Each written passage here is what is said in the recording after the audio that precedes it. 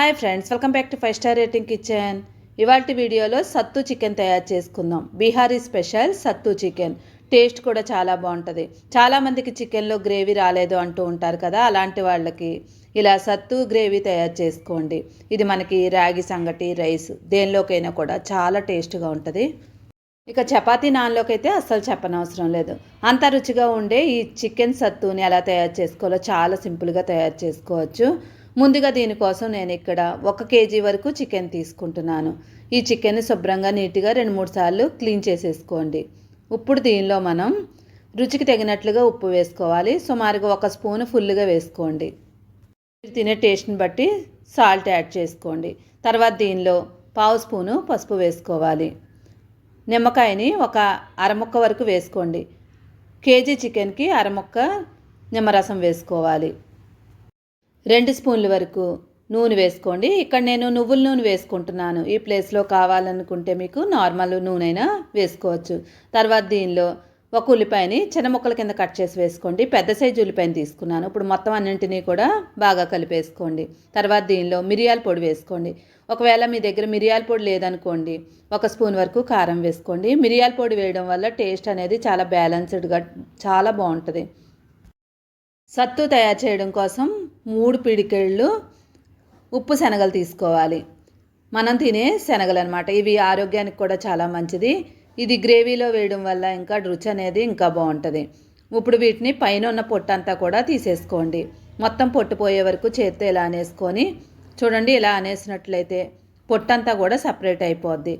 ఇలా సపరేట్ అయిన దాన్ని పక్కకు తీసేసుకొని ఓన్లీ మనం శనగపప్పుని మాత్రమే తీసుకోవాలి. చూడండి, మొత్తం అంతా కూడా పొట్టు తీసిన తర్వాత ఇలా ఉంది. ఇప్పుడు ఒక మిక్సీ గిన్నె తీసుకొని దానిలో ఈ శనగలు వేసేసుకోండి. ఇప్పుడు మెత్తని పౌడర్లా చేసుకోవాలి.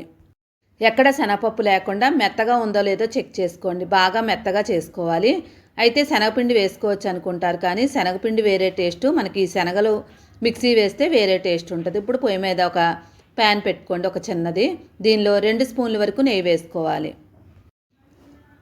ఇప్పుడు దీనిలో మనం మిక్సీ చేసి ఉంచుకున్నాం కదా శనగపిండి, ఆ శనగపిండిని వేసుకోవాలి. ఒక 4-5 స్పూన్ల వరకు వేసుకోండి. ఇది మనం ముందే ఎక్కువే తయారు చేసుకొని కూడా స్టోర్ చేసుకోవచ్చు. ఇప్పుడు వీటిని బాగా వేయించేసుకోండి. మొత్తం కలర్ మారే వరకు నెయ్యిలో బాగా వేయించుకోవాలి. మైసూర్ పాకంకి ఎలాగైతే మనం వేయించుకుంటామో అలాగా. ఇక్కడ నెయ్యి వేయడం వల్ల ఒక 2 నిమిషాలకి మనకి ఇలాగా క్రీమ్ లాగా అయిపోద్ది. ఇప్పుడు దీనిలో కొంచెం వాటర్ యాడ్ చేసుకోండి. ఈ కలర్ వచ్చిన తర్వాత మాత్రమే నీళ్లు వేసుకోవాలి. ఇప్పుడు 2-3 నిమిషాల పాటు ఉడికించుకోండి. శనగపిండి పచ్చివాసన లేకుండా ఉండేలాగా ఒక 2-3 నిమిషాలు ఉడికించుకొని దగ్గరికి అవనివ్వండి ముద్దలాగా. చూడండి, ఇలా కొంచెం గ్రేవీలా ఉండాలి. ఇప్పుడు స్టవ్ ఆఫ్ చేసుకొని పక్కన పెట్టుకోండి. చల్లారిన తర్వాత మనకి ఇది దగ్గరికి అయిపోద్ది. ఇప్పుడు అదే పొయ్యి మీద ఒక గిన్నె పెట్టేసుకోండి.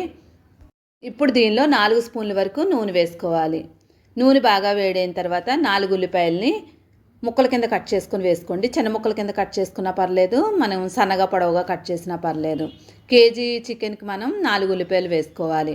ఇప్పుడు ఒకసారి బాగా కలుపుకొని 5 పచ్చిమిరపకాయలని చిన్న చిన్న ముక్కల కింద కట్ చేసుకొని వేసుకొని మొత్తం అన్నిటినీ కూడా కలర్ మారే వరకు వేయించుకోవాలి. చూడండి, ఇక్కడ మనకి ఈ కలర్ రావాలి.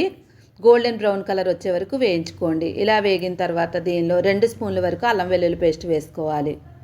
మందికి అల్లం ఎంత వేయాలి, వెల్లుల్లిపాయ ఎంత వేయాలో తెలీదు. 1 ఇంచు వరకు అల్లం ముక్క తీసుకొని 12 నుండి 15 వరకు వెల్లుల్లిపాయ వేసుకొని మిక్సీ చేసుకొని వేసుకోండి. తర్వాత 1 స్పూన్ వరకు కారం వేసుకోవాలి. ఇక్కడ నేను కాశ్మీరీ రెడ్ చిల్లీ పౌడర్ వేసుకుంటున్నాను. మంచి కలర్ వస్తుంది ఇది. ఇప్పుడు మొత్తం అంతా ఒకసారి కలిపేసుకొని దీనిలో 1/2 స్పూను జీలకర్ర పొడి వేసుకోండి.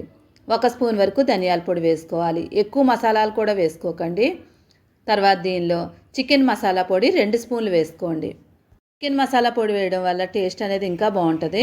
చికెన్లో చికెన్ మసాలా పొడి యాడ్ చేసి చూడండి, అసలు ఆ టేస్ట్ వేరుగా అనిపిస్తుంది. ఇప్పుడు మొత్తం అంతా కలుపుకొని ఇప్పుడు దీనిలో రుచికి తగినట్లుగా కారం వేసుకోవాలి. ఇక్కడ నేను 2 స్పూన్ల వరకు కారం వేసుకుంటున్నాను. నాన్ వెజ్లో ఎప్పుడైనా కూడా కారం మాత్రం ఎక్కువే పడుతుంది. ఇప్పుడు మొత్తం అంతా కారం మొత్తం మసాలాలన్నీ కూడా కలిపేసుకోండి. ఇప్పుడు మనం కలిపి ఉంచుకున్న చికెన్ వేసేసుకోవాలి. మొత్తం అంతా కూడా వేసేసుకోండి.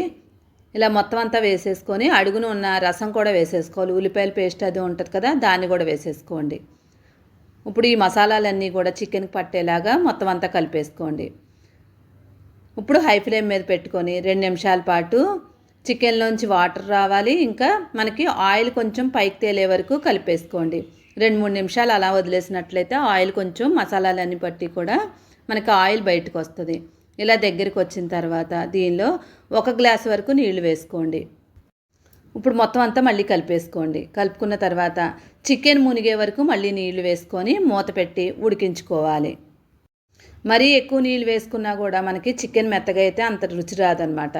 ఇప్పుడు మళ్ళీ నీళ్లు వేసుకొని ఇలా చికెన్ మునిగే వరకు ఇప్పుడు కలిపేసుకొని మూత పెట్టేసుకోండి. చాలామందికి గ్రేవీ రావట్లేదు అంటూ ఉంటారు కదా, అలాంటి వాళ్ళు ఎలా చేసినట్లయితే మాత్రం చాలా అంటే చాలా టేస్ట్గా ఉంటుంది. ఇప్పుడు మూత పెట్టేసుకొని ఆవిరి పోకుండా ఏదైనా బరువుటి రాయి పెట్టేసుకోండి. ఇలా ఆవిరి పోకుండా రాయి పెట్టుకోవడం వల్ల మసాలా అంతా కూడా బయటికి పోకుండా చక్కగా లోపలే గుమగుమలాడిపోద్ది. ఒక 5 నిమిషాల తర్వాత మూత తీసి మళ్ళీ ఒకసారి కలిపేసుకోండి. సత్తు వేయడం ఇష్టం లేదనుకునే వాళ్ళు ఉంటే ఇలా అయినా తినేవచ్చు. ఇప్పుడు మొత్తం అంతా కలిపేసుకొని ఆల్రెడీ మనం వేయించుకున్నాం కదా, సత్తు ఉడికించుకున్నాం కదా, దాని పేస్ట్ని వేసేసుకోవాలి. బాగా అడుగు వరకు కలుపుకొని సత్తు వేసేసుకోండి. చాలామందికి రెస్టారెంట్కి వెళ్ళినప్పుడు సత్తు చికెన్ అంటే ఏంటో తెలియదు. సత్తు చికెన్ అంటే ఏమీ కాదు, మనం ఉప్పు శనగలను వేయించి మిక్సీలో వేసుకున్న పేస్ట్ మాత్రమే. ఇది వేయడం వల్ల మనకి టేస్ట్ కూడా గుమగుమలాడిపోతూ ఉంటుంది. ఇప్పుడు మొత్తం అంతా వేసుకున్న తర్వాత కలిపేసుకోండి. కలుపుకొని చూడండి, ఇక్కడ మనకి గ్రేవీ వేయగానే మనకి చక్కగా అయిపోద్ది. ఇది ఆల్రెడీ వేయించుకున్నాం, ఉడికించుకున్నాం కాబట్టి ఈ పేస్ట్ అనేది మనకి ఎక్కువ స్మెల్ రాదు. తర్వాత గరం మసాలా పొడి వేసేసుకొని మొత్తం అంతా కలిపేసుకొని మూత పెట్టి ఒక 5 నిమిషాల పాటు ఉడికించండి. మరీ ఎక్కువసేపు అవసరం లేదు, 5 నిమిషాలు ఉడికితే చాలు. 5 నిమిషాల తర్వాత మనకి గుమగుమలాడే చిక్కటి చికెన్ గ్రేవీ కర్రీ రెడీ అయిపోయింది. ఇప్పుడు మొత్తం అంతా ఒకసారి బాగా కలిపేసుకోండి. కలుపుకున్న తర్వాత ఫైనల్గా కొత్తిమీర వేసి 1 నిమిషం మూత పెట్టేసుకోవాలి.